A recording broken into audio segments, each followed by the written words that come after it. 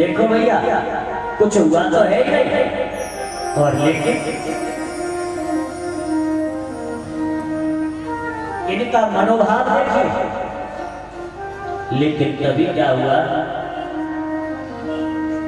श्री परशुराम जी महाराज का आगमन, कंधे पे फरसा लिए, आंखों से मानो अग्नि बरस रही है, और श्री परशुराम जी महाराज को देखते ही जो मुंह चला रहे थे ना, वो ऐसे झुक गए इधर उधर, सब खड़े होकर के सम्मान कर दिया, लेकिन प्रणाम करने की किसी को हिम्मत नहीं हो रही, क्योंकि प्रणाम करने से जमीन पे रखा तो दोबारा घर पे मिलेगा भी कि नहीं ये भी नहीं पता। जय हो, भय के मारे कांप रहे हैं। प्रभु प्रेमियों, परशुराम जी का आगमन ही इन दुष्टों के मान मर्दन के लिए हुआ है। बड़ा दिव्य संवाद हुआ है। श्री लखनलाल जी ने आदरणीय परशुराम जी महाराज से वार्ता करी है। बारंबार क्रोध में भर करके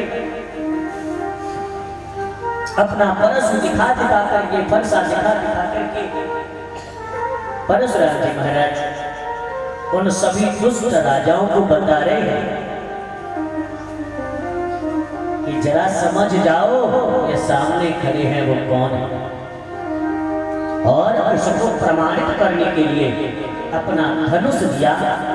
कहा, हे राम, यदि तुम इसे चला सके तो मैं समझ जाऊंगा कि तुम कौन हो। प्रभु श्री राम ने जैसे कोई हाथी फूल को उठा लेता है, ऐसे ऐसे धनुष को उठाया और जो प्रत्यंचा चलाई। श्री परशुराम भगवान ने अपना मस्तक प्रभु श्री राघवेंद्र के श्री चरणों में झुकाया। शिवाय ब्रह्म के, परमात्मा के, ईश्वर के यह कोई नहीं है, स्वयं राम रमन्ते योगिनो यस्मिन् सह राम, जो योगियों के हृदय में रमण करने वाले हैं वही राम है। अब तो भैया जो मुंह चलाने वाले थे ना, चुपचाप सब खिसक लिए और आनंद का सब पुनः प्रारंभ हो चुका है। गुरुदेव विश्वामित्र जी के श्री चरणों में महाराज जनक ने प्रार्थना करी, गुरुदेव अब आप आज्ञा करें, विवाह की विधि को कैसे संपन्न किया जाए। श्री विश्वामित्र जी ने कहा, महाराज विवाह का संबंध धनुष टूटने से था। धनुष श्री राम ने तोड़ दिया, सीता जी ने माला श्री राम के गले में डाल दी है। अब बची विवाह की विधि, तो जो तुम्हारा लोकाचार है उसके अनुसार आप इस विवाह की विधि को संपन्न करें। तो बोले फिर पत्रिका भेजिए अयोध्या, ताकि वहां से इसके पूज्य पिताश्री, सभी परिवारी जन, भाई बंधु इस विवाह में शामिल होने के लिए पधारे। आदरणीय सज्जनों, मेरी माताओं, पत्रिका लेकर के जब दूत गए हैं और अवधपुर में पहुंचे हैं, महाराज दशरथ जी राज सिंहासन पर विराजमान हैं, उनको सादर दंडवत प्रणाम किया है और तत्पश्चात वह पत्रिका दिखाई है। पत्रिका जैसे ही महाराज दशरथ जी ने पढ़ी, आंखों में प्रेमाश्रु बरसने लगे और सीधे उस पत्रिका को लेकर के गुरुदेव वशिष्ठ जी के पास पहुंचे। क्यों गुरुदेव, इतना शुभ समाचार मुझे इतनी जल्दी सुनने को मिल जाएगा, मुझे तो भान भी नहीं था। क्या हुआ? बोले श्री राम का विवाह हो रहा है, बारात के लिए निमंत्रण आया है, आप सब लोग तैयारी करिए। और जैसे ही यह खबर महल में पहुंची तो खुशी का पार नहीं रहा। जो दूत आए हैं उन दूतों को महाराज दशरथ ने दान यानी उनको दिया, लेकिन वह दूत सकुचा जाए। महाराज ऐसी अनीति मत कीजिए, क्यों? हमारी बेटी आपकी बहू बनेगी और हम तो अपनी बेटी के यहाँ का पानी भी नहीं पीते। देखिए कैसा था हमारा देश और कैसी थी हमारे यहाँ के लोगों की भावना। आज कुछ तुच्छ लोगों की वजह से, उस गंदी राजनीति की वजह से एक बंधी हुई मुट्ठी को चारों तरफ फैला दिया, बिखेर दिया है, ऐसी फूट डाली है। एक गांव की बेटी महाराज जनक की बेटी अयोध्या में महाराज दशरथ की बहू बनेगी, लेकिन उस नगर का रहने वाला एक दूत भी उस नगर का पानी नहीं पी रहा, क्योंकि यह हमारी बेटी है। किसी की भी सही, बेटी तो हमारी। तो आदरणीय सज्जनों, बड़ा संकोच बस कह रहे हैं, हे स्वामी यह आप कैसा अनर्थ कर रहे हैं? हम कभी नहीं आपसे ले सकते, हम कुछ नहीं ले सकते। आप लोग बारात की तैयारी करें। अब बड़ी आनंद पूर्वक सब लोग बारात की तैयारी कर रहे हैं।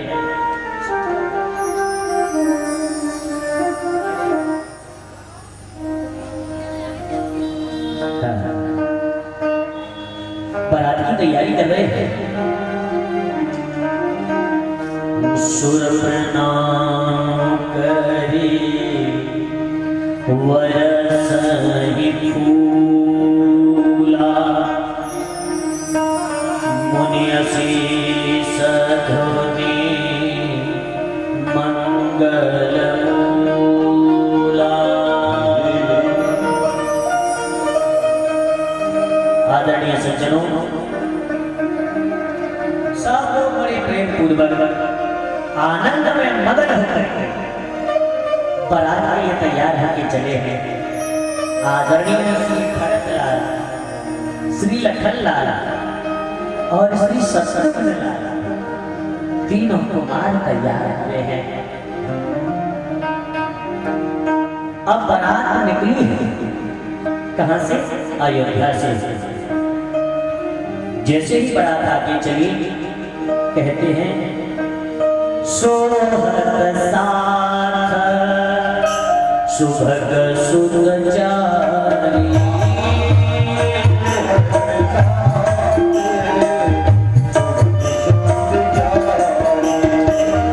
जनो तन धरी करी सुखदारी।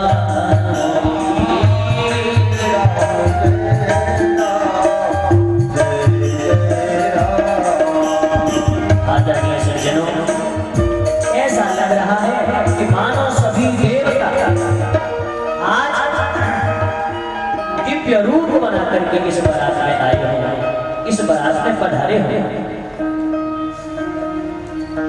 लेकिन जो सबसे बड़ा आश्चर्य है वो ये, और ये दुनिया की शायद इकलौती ऐसी बारात होगी कि जिस बारात में दूल्हा सरकार तो है ही नहीं।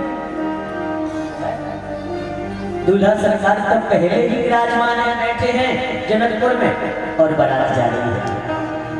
तो जहां से बारात होके निकलती है, सब लोग पूछते हैं, भैया ऐसी बारात किसकी है? बोलिए अवध नरेश महाराज दशरथ के पुत्र श्री राम की बारात। तो बोले दूल्हा सरकार कौन से है? जो तीनों कुमार हैं ना बराबर के, और सब सवार है, बैठे हैं। अब लोगों को असमंजस हो जाता है कि इनमें से दूल्हा कौन है। अब लोग दौड़े दौड़े गुरुदेव के पास गए और जाकर के गुरुदेव से कहा, गुरुदेव बड़ी समस्या हो रही है। क्यों? लोग पूछ रहे हैं कि दूल्हा कौन है, अब हम क्या जवाब दें। ये कहते हैं कि बिना दूल्हा का बारात। बोले नहीं तो गुरुदेव ने कहा एक काम करो, आगे भरत जी है ना, बोले हाँ, बोले इन्हें ही बता दिया, क्योंकि भरत में और श्री राम में कोई अंतर नहीं। भरत राम ही अनुहारी,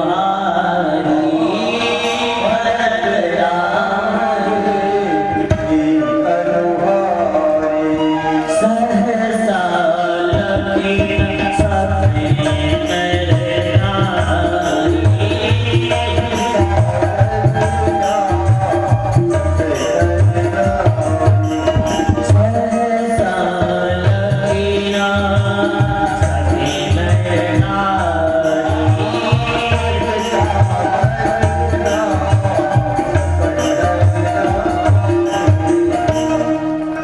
लोग पहचान नहीं पाते, तो अब ये भी समस्या का समाधान हो गया और आनंद पूर्वक यह बारात सकुशल अयोध्या से जनकपुर की सीमा में आ गई है। महाराज जनक ने ऐसा सुंदर प्रबंध कराया है, जगह जगह बारात में आए हुए लोगों के जलपान आदि का प्रबंध है। जहां रास्ते खराब हैं, जिस स्थान पर निकलने में परेशानी है, वहां पर उन रास्तों को सही करवाया। जहां पर नदी आदि पड़ रही थी, वहां पर उन्होंने पुलों का निर्माण करवाया कि ताकि अयोध्या से आने वाले लोगों को कोई परेशानी ना हो। प्रभु प्रेमियों, इस प्रकार आनंद मगन यह सब बराती जनकपुर पहुंचे हैं। आगवानन जा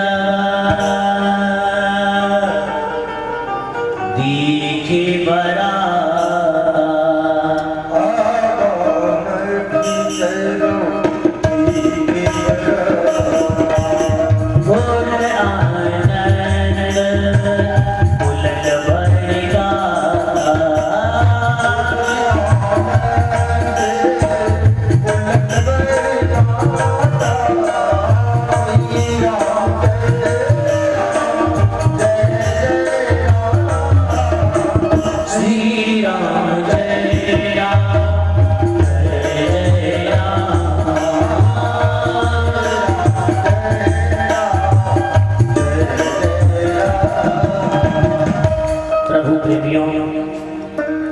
जब अगवानी करने वाले लोगों ने बारात को आते देखा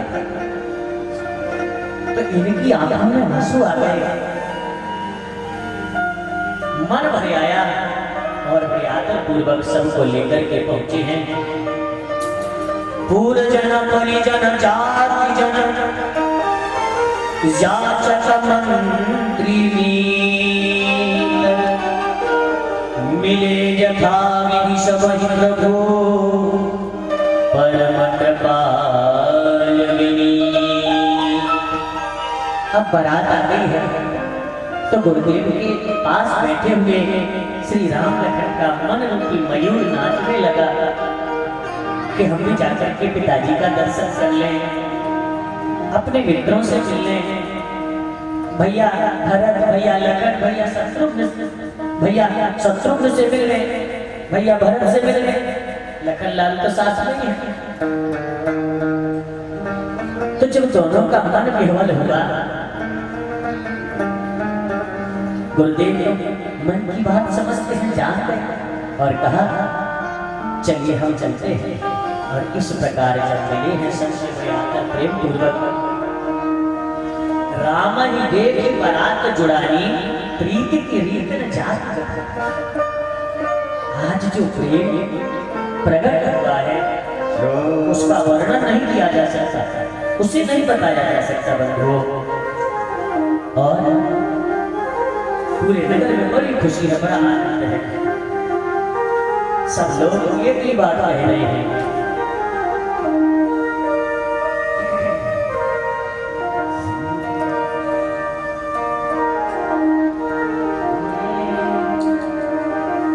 आए हैं रघुनंदन, आए हैं रघुनंदन, सजवा दो द्वार द्वार, हो स्वर्ण कलश रखवा दो, बंधवा दो बंधन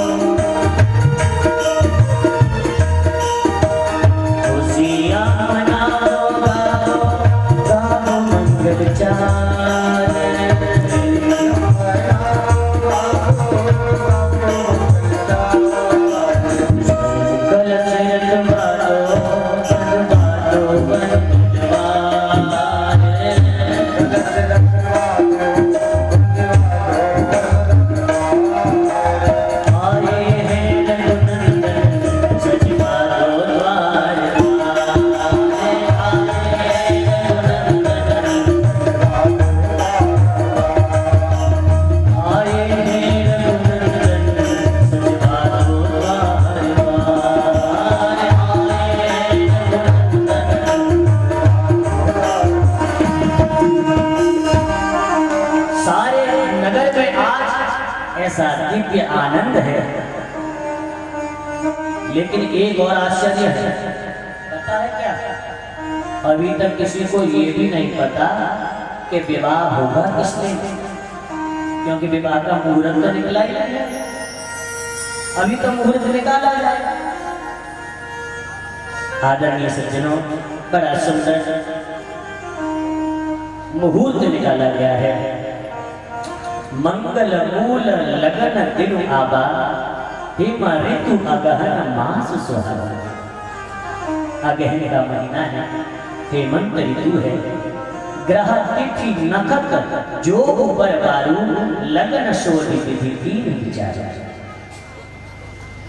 आज मुहूर्त निकाला है और बड़े प्रेम से प्रभु श्री राम का भगवती माता जानकी जी के साथ बड़ी सुंदर रीति से विवाह संपन्न होने जा रहा है।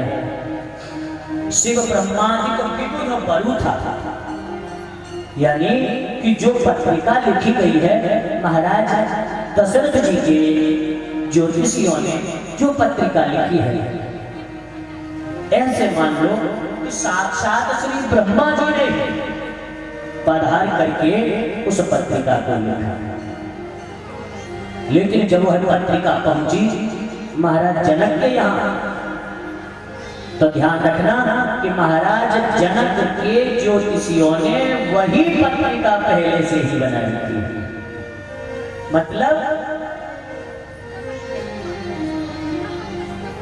मतलब कि जो पत्रिका ब्रह्मा जी के द्वारा निर्मित है, वही पत्रिका सुनाई।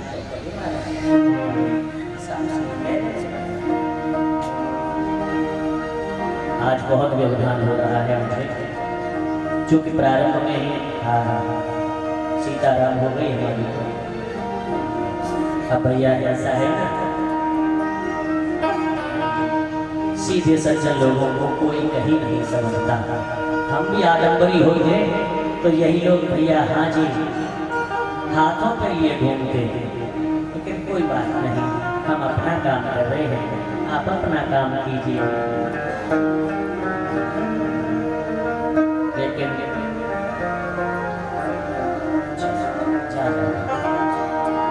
मेरे भगवान की कथा जैसे भी हो जाए, हमारी तो यही सबसे बड़ी बात है। और तुम सब लोगों का मैं आभारी हूँ, सब नगरवासियों का, जो आपने यह मौका दिया इस मास की जीवी और राम की कथा गाने का। यह एहसान रहेगा मेरे ऊपर सदा। आइए बंधुओं, तो भगवान श्री राम का विवाह हो रहा है, लेकिन तीनों भाई हैं और 3 कन्याएं और हैं।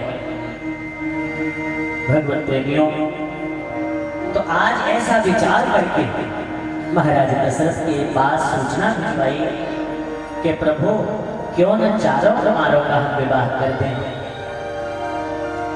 प्रभु श्री राम का जानकी जी के साथ, भरत जी का मांडवी जी के साथ, शत्रुघ्न जी का श्रुति कीर्ति के साथ, और श्री लक्ष्मण जी का उर्मिला जी के साथ। इस प्रकार 4 दुल्हा बने हैं, 4 दुल्हन, और स्वयं ब्रह्मा जी खड़े होकर के वेद मंत्र बोल रहे हैं, सभी आचार्य लोग वेद मंत्र बोल रहे हैं,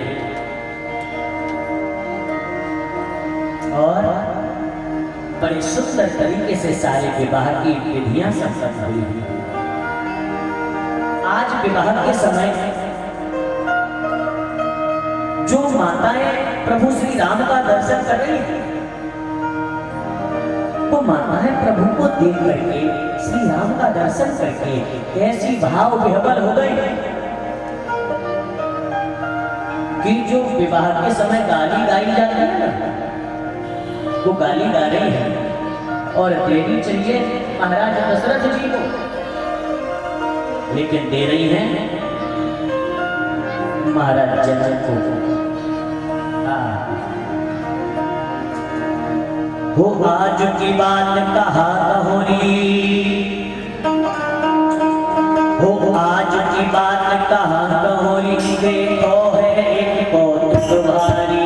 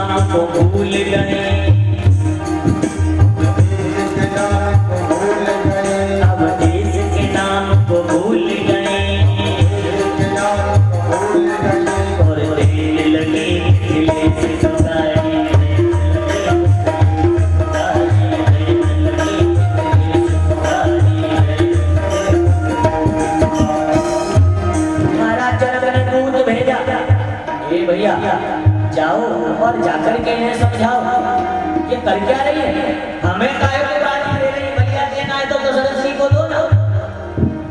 तब बेचारी को उन्हें होश आया कि हम किससे क्या कह रहे हैं। आदरणीय सज्जनों, बड़े आनंद पूर्वक सारी क्रियाएं संपन्न हुई हैं, विवाह हो गया, लेकिन न तो अवरवासियों का जाने का मन हो रहा है और न जनकपुर वासियों का विदा करने का मन हो रहा है। अब आज के जैसे तो लोग थे नहीं भैया कि विवाह के नाम पर केवल दारू पार्टी करते हो, केवल विवाह का मतलब ऐसा तो था नहीं, उल्टा सुल्टा खाया पिया, उल्टी सुल्टी चीजें खाई पी, बन के इंसान गए थे, कुत्ता बन के लौटे। हाँ, 1 घंटा में 1.5 घंटा में सब्जी नहीं कराई जैसे आया, भाई तब तो बड़ा सुंदर समय था। तब इंसान इंसान हुआ करते थे। अब दिखने में हम इंसान रह गए हैं, काम तो निशाचरों की हो गई। निशाचर का मतलब क्या होता है आपको माताओं? हम ये न समझें कि जिनके सिर पे सीख होती है वही निशाचर है। टीवी टावी में देख के तुम समझते हो ऐसा कि जिनकी जीभ लटक रही हो, हाथ भरी की, वो निशाचर है ना। निशाचर वो है कौन? मान मान पिता नहीं दे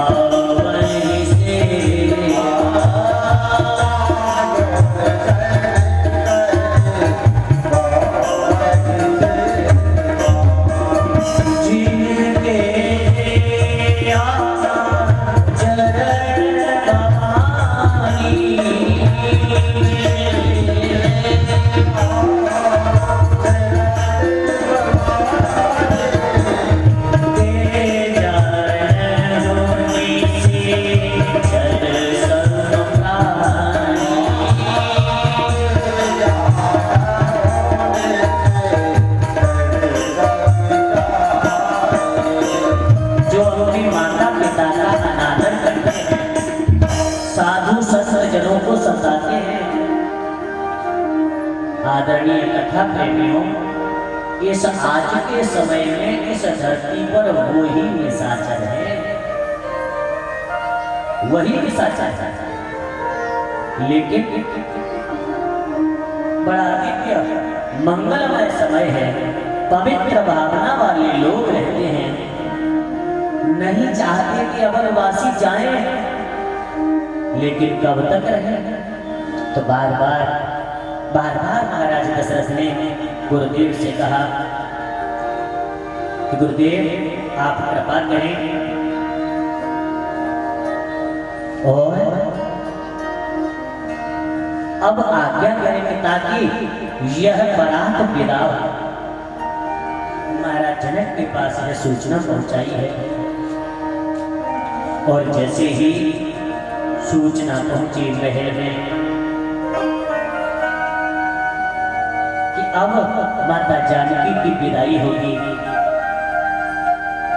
विवाह में जितना आनंद आता है, विदाई के समय उतना ही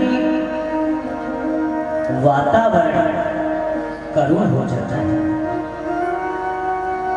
कोई कैसा भी कठोर क्यों ना हो, लेकिन किसी की भी बिटिया की विदाई के समय अपने मन को संभाल पाना बहुत कठिन हो जाता है।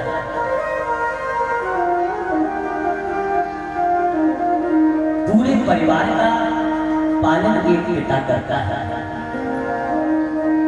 लेकिन उस पिता का पालन उसकी बेटी करती है। बेटा केवल संपत्ति में से हिस्सा मांगता है, लेकिन बिटिया सदा दुख बताती है। पूरा घर खा पी के सो जाए, लेकिन जब तक पिता लौट कर नहीं आ जाता काम से और बेटी भोजन नहीं कराती, तब तक उसकी आंख में नींद नहीं आती। मेरे बंधुओं, उस विधाता ने इस बेटी के कंधे पर बहुत बड़ी जिम्मेदारी दी है। जितना हृदय कोमल किया है, उतना ही कर्तव्य निष्ठ भी बनाया है। बेटा तुम्हारा केवल तब तक होता है जब तक उसका विवाह नहीं होता। अपवाद सब जगह होते हैं, लेकिन बेटी तुम्हारी तब तक होती है जब तक उसके जीवन की आखिरी सांस नहीं हो जाती। ऐसी माँ, ऐसे लोगों को भी देखा है कि घर के कमरे में बाप बीमार पड़ा है और बेटा बहू को फुर्सत भी नहीं है। जैसे गाय भैंस को चारा दिया जाता है, ठीक ऐसे जो बना सो ठंडा बासी ले जाके पटक दिया, पूछना भी नहीं, दो बात प्रेम की करनी नहीं, दो शब्द बोलने नहीं। लेकिन जब बेटी को पता चलता है कि मेरे पिता की तबीयत ठीक नहीं है, तो वो अपनी सास के पैर दबाएगी, अपने पति को मनाएगी और एक ही बात कहेगी कि मुझे एक दिन के लिए चले जाने दो, मैं अपने बाबुल को देख आऊं। जय हो। क्योंकि बहुत दिनों से बीमार है, मेरी माँ बीमार है। प्रभु प्रेमी जनों, और जब तक वो आकर के अपने बूढ़े माँ बाप को नहीं देख जाती, उसका मन ससुराल में भी नहीं लगता। कहते हैं ना कि विधाता ने जब किसी बेटी को बनाया होगा मानव निर्माण के लिए, इस धरती पर छोड़ने आया होगा, उस दिन विधाता भी सारी रात सोया नहीं होगा और बेटी की जुदाई में फूट फूट कर रोया। ये ऐसी चीज बनाई जाता है। कहते हैं कि कई जन्मों की जुदाई के बाद बेटी का जन्म होता है। इसीलिए तो कन्यादान करना सबसे बड़ा पुण्य होता है। कई जन्मों के जब पुण्योदय होते हैं, तब हमारे आंगन में बिटिया खेलने के लिए आती है। क्योंकि परमात्मा की बनाई हुई सृष्टि में कुछ चीजें विशेष हैं जिनमें बेटी पिता और पति दोनों के घर का सम्मान रखती है। चाहे पत्थर खड़े हो जीवन में, चाहे कैसा भी जीवन हो, बेटी की आत्मा से उस दिन आशीर्वाद के फूल बरसते हैं। बेटी की आत्मा से उस दिन भी आशीर्वाद के फूल बरसते हैं। जिस दिन राखी के कच्चे धागे के लिए, जिस दिन राखी के कच्चे धागे भाई की कलाई के लिए, भैया थोड़ा सा समय निकाल कर के आ जाता तो मैं राखी बांध देती। आदरणीय बंधुओं, ऐसा प्रेम स्नेह और जिसके घर सीता जैसी बेटी हो, महाराज जनक को विदेह कहते हैं,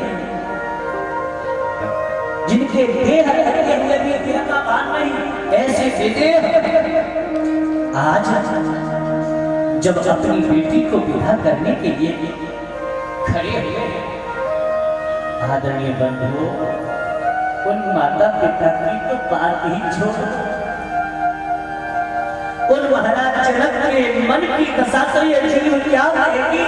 लेकिन जरा सुनो, जिन सीता जी ने पक्षियों को पाला था, जो तोते पाले थे, उन्हें राम राम बोलना सिखाया था।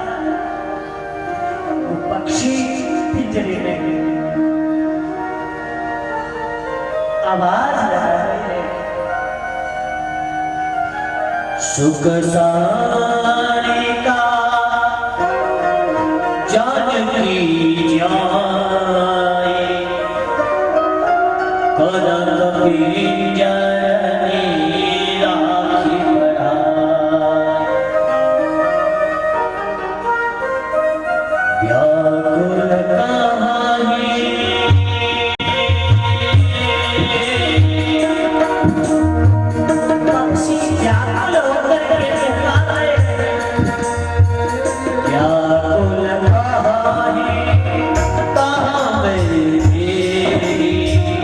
तुम्हें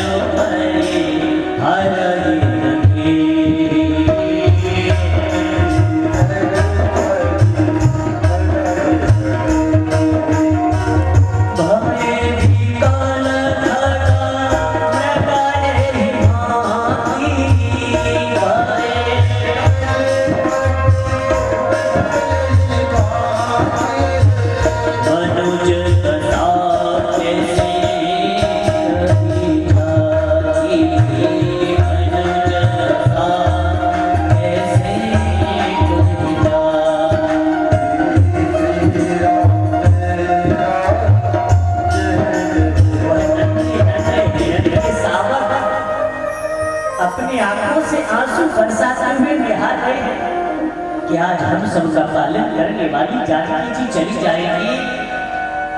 आदरणीय सज्जनों, जब भगवती जानकी को विदा करने के लिए चारों कुमार आए हैं, दूल्हा भेष में जब महल में पहुंचे हैं श्री राम, लखनलाल, भरत और शत्रुघ्न, और माताओं ने जिस क्षण अपने हृदय के टुकड़े को विदा करने के लिए लाकर खड़ा किया है, कहते हैं गोस्वामी जी, सिया मिलो की धीरता पानी,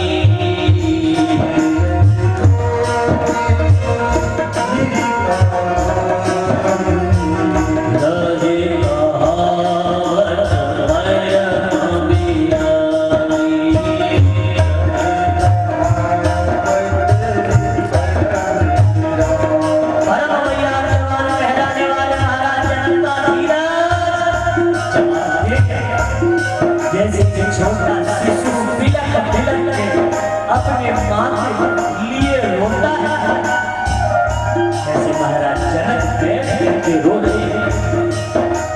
प्रेम में बस परिवार सब जान सुलझन नरेश,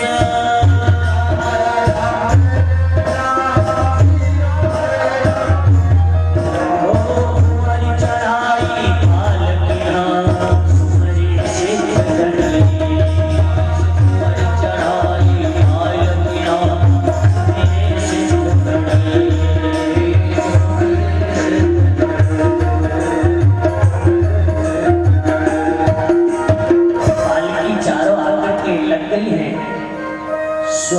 नक्षत्र समय लग्न मुहूर्त देख करके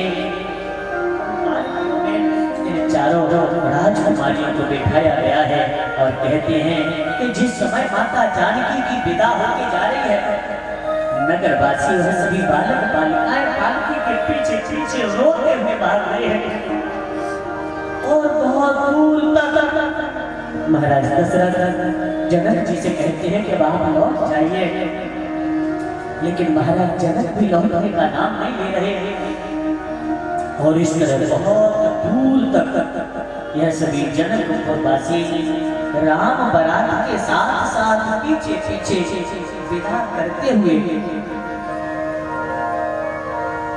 महाराज दशरथ के अनुग्रह अनुरोध पर खड़े रह जाते हैं, वही बिलक बिलक के रोते रह जाते हैं कि अब इन नैनों से पता नहीं हम कब जी भर के सिया राम का दर्शन कर पाएंगे, यह माँ की जोड़ी हमें कब दर्शन के लिए मिलेगी। इस प्रकार प्रभु श्री राघवेंद्र सरकार अपनी प्राण प्रिया भगवती जानकी जी को साथ लेकर के आए हैं। पूरा अवधपुर सजाया गया है, हर द्वार पर मंगल कलश रखे हैं, स्वस्तिक बनाए गए हैं और इस प्रकार माताएं मंगल गीत गा रही हैं और सबसे बड़े प्रेम आदर पूर्वक आज वर और वधुओं का स्वागत किया है, सम्मान सहित इन्हें बुलाया है। आदरणीय सज्जनों, सारी विधि संपन्न हुई है। महाराज दशरथ ने गुरुदेव विश्वामित्र जी के चरण पकड़ लिए हैं। गुरुदेव, उससे बहुत बड़ा अपराध हो जाता, मैं आपको श्री राम को न देता। आपके चरणों का प्रताप है, मैंने आपको 2 बालक दिए और आज आपने मेरे 4 बालकों की गृहस्थी पूर्ण कर दी। मेरे बंधु माताओं, इस प्रकार भगवान श्री राम अपनी माता के श्री चरणों में बैठे हैं। श्री दशरथ जी महाराज ने कहा कि हे देवी, ये ध्यान रखना,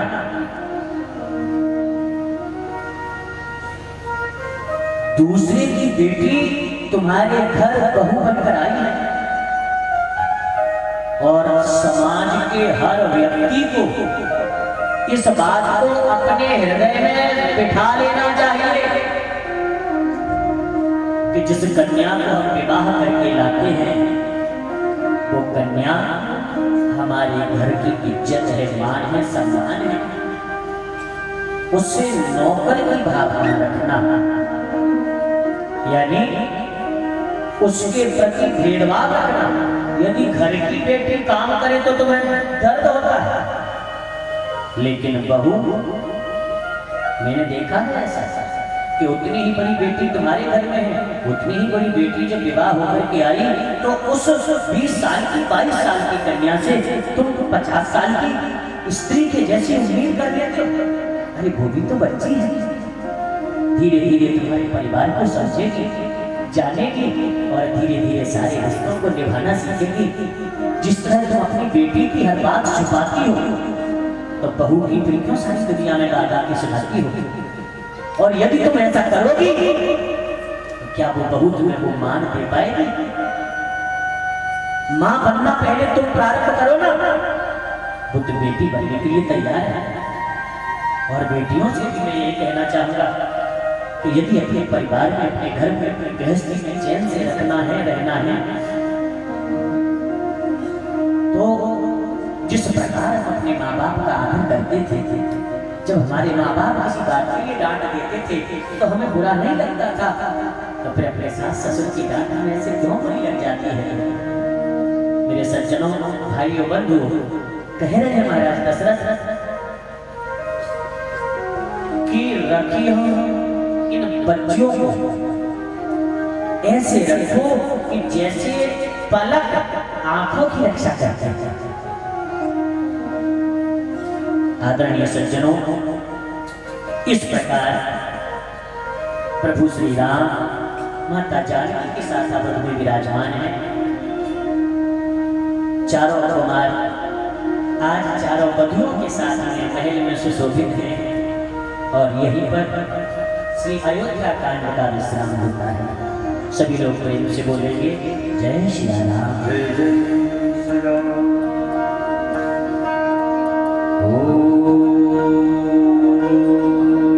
यहाँ पर श्री बालकांड का समापन हो रहा है और अब अयोध्या कांड प्रारंभ हो रहा है, यानी अब अयोध्या का चरित्र प्रारंभ होगा। आइए प्रेम से हरि नाम संकीर्तन 2 मिनट करते हैं, तत्पश्चात आगे बढ़ते हैं। हो मेरे मन में राम, तन में राम, मेरे मन में राम, तन में राम, रोम रोम में राम रे। मेरे मन में राम, मेरे तन में राम, मेरे राम में राम रे। राम सुमिर ध्यान लगा ले, छोड़ जगत के राम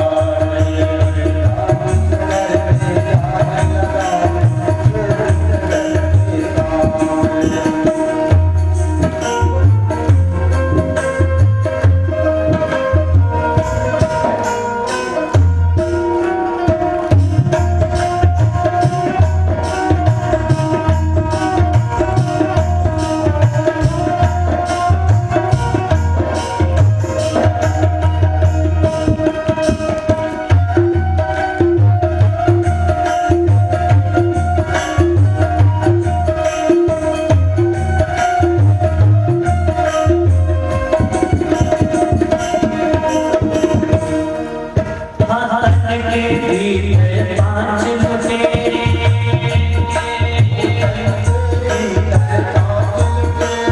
डाल रहे हैं डेरा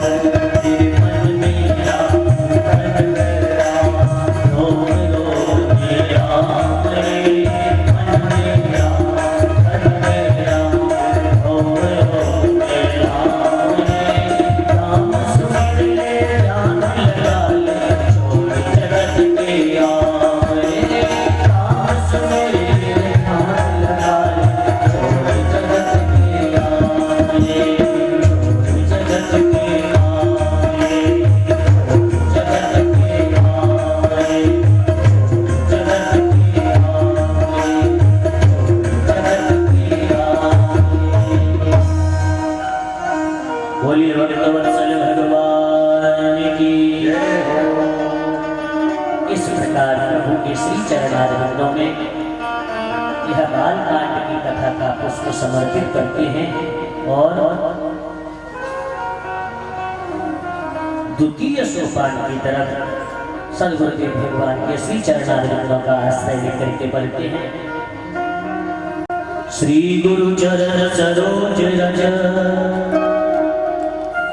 निज मन मुकुर सुधार बरनौर भुवर विमल जस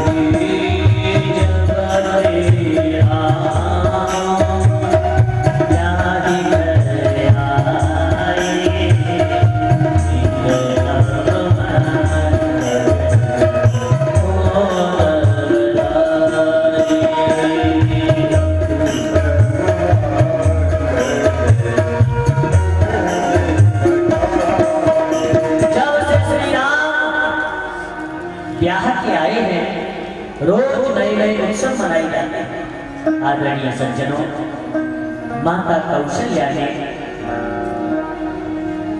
जब सिया राम की झांकी को निहारा लेकिन कैकेयी ने माता सीता की मुंह दिखाई में कनक भवन दिया, सोने का महल बर्बाद किया है। आदरणीय सज्जनों,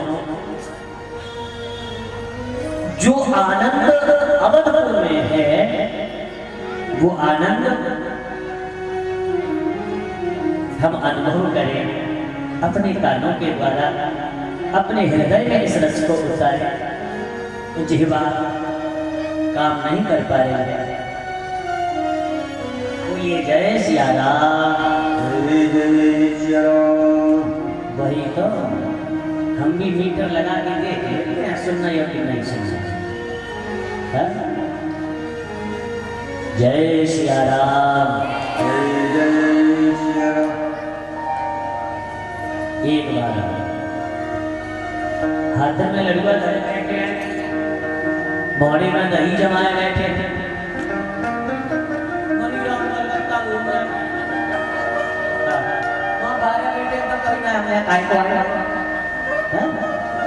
भैया चेत जाओ लेट बोलियो जय सिया राम।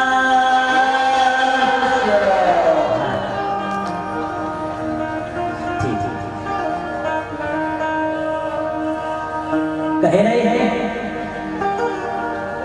कि माता जानकी इतनी कोमलांगी है कि विदा के समय माता कौशल्या ने पुष्पों का जो पराग होता है ना वो पराग छिड़कवाया उस रास्ते में लेके जैसे ही जानकी जी ने पालकी में से कदम नीचे रखा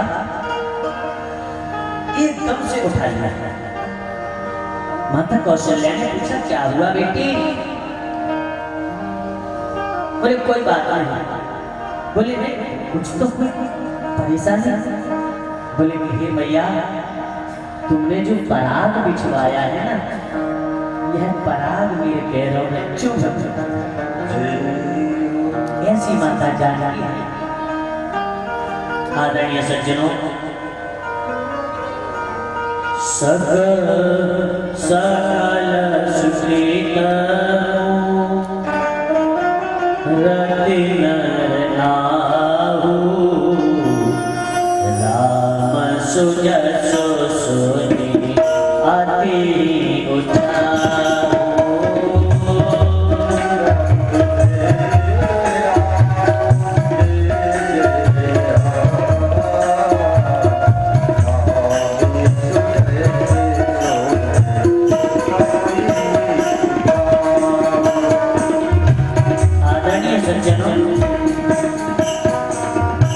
श्री राम की कथा हर व्यक्ति के जीव पे रहती है। अब जब प्रभु श्री राम बैठते हैं तो भरत भैया शत्रुघ्न जी पूछते हैं भैया आपने कैसे तालिका मारी कैसे धनुष तोड़ा वो सारी बात हमें सुनाओ। हमें पता चला परशुराम जी आ गए थे उन्होंने तो अकेला ही खड़ा कर दिया था। प्रभु श्री राम प्रेम से अपने भाइयों को माता को सारी बातें सुनाते हैं समझाते हैं और सुख का समय पता ही नहीं चलता कब हो जाता और वही वही कब दिन बीते कब रात गई पता ही नहीं है। एक दिन श्री महाराज दशरथ देख लिए हैं क्या ओ श्रवण समीपा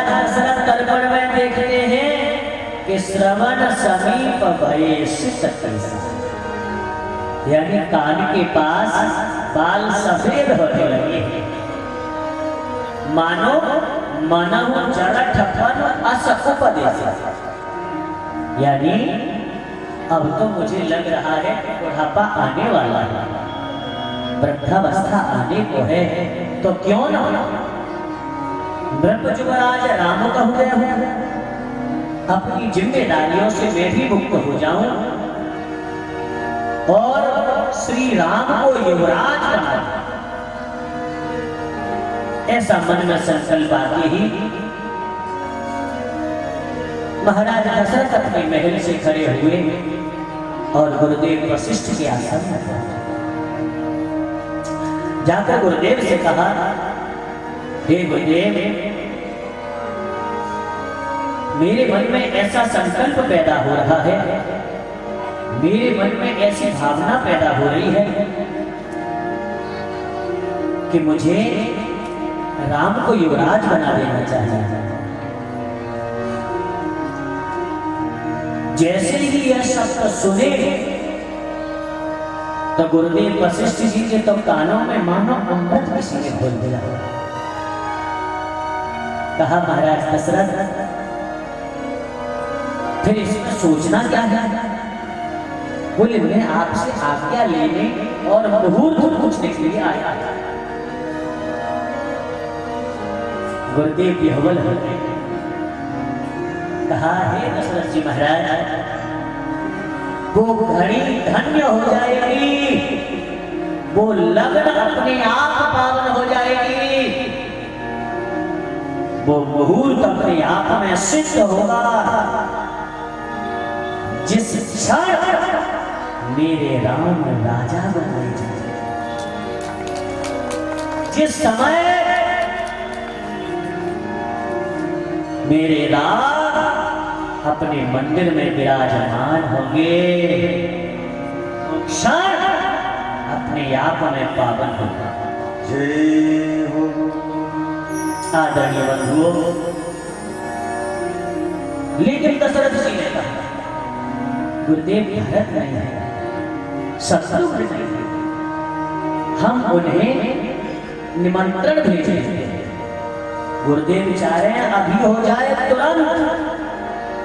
दशरथ जी ने कहा है, मैं चलता हूं और राम का राज्य अभिषेक कर देता हूं, लेकिन कहा, गुरुदेव कल कर ले तो दुनिया की सबसे बड़ी भूल हुई एक पिता से, जो एक भले काम को कल पे टाल दिया।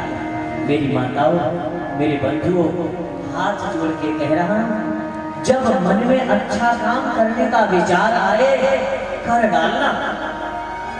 यदि तुमने कल पे टाला ना, तो देख लो महाराज दशरथ ने राम जी का राज तिलक कल पे टाल दिया और उसका परिणाम 14 वर्ष लगे श्री राम का राज्याभिषेक होने। आज जैसे ही महाराज दशरथ अपने सभा के कार्य से निवृत्त होकर महल में जाएंगे, तब तक तो यह सूचना पहुंच गई सारे नगर में, क्या हमारे राम राजा बनाए जाएंगे, हमारे राम राजा, हमारे राम राजा बनाए जाएंगे, हमारे राम राजा बनाए जाएंगे, बनाए जाएंगे, बनाए जाएंगे, बनाए जाएंगे, बनाए जाएंगे, बनाए जाएंगे, हमारे राम राजा बनाए जाएंगे,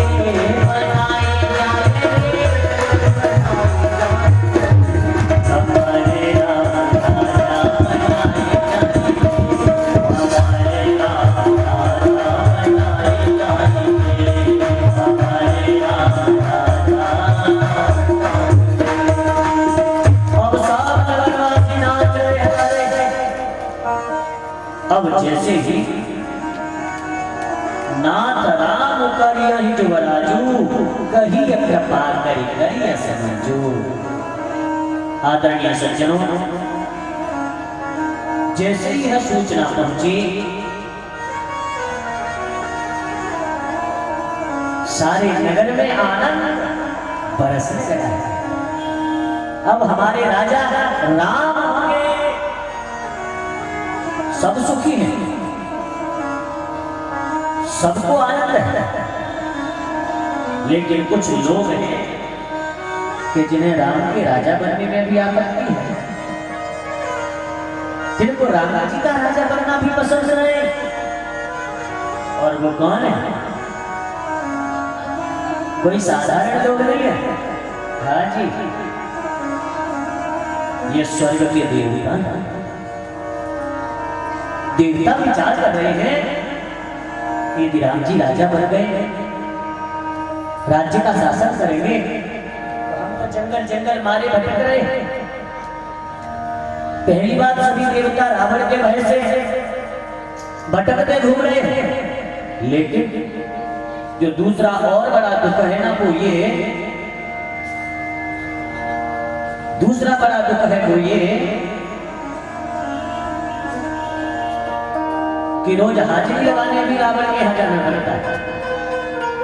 एक तो स्वर्ग छीन लिया, सारे अधिकार छीन लिए, सारी जो शक्ति है वो छीन ली, और ऊपर से रोज हाजी दंडवत करने और आओ। तो प्रभु श्री राम का राज्य तिलक इन देवताओं को नहीं सुहाया। इन्होंने कहा अब क्या क्या। तो उसी समय उन्होंने बुलाया किसको? माता शारदा। कहा, हे वीणा पानी, आप पधारिए। माता शारदा आई, कहो देवताओं क्यों याद आया? बोले राम जी राजा बन रहे हैं। बोले ये तो कितनी खुशी की बात है, हमें तो कितना आनंद है। बोले फिर हमारा दुख कैसे मिटेगा, फिर क्या करें? बोले आप जाकर के उनकी मति फेर दो, कोई ऐसी व्यवस्था करो कि ताकि राम जी राजा ना बने, वनवास चले जाए, वनवास चले जाए।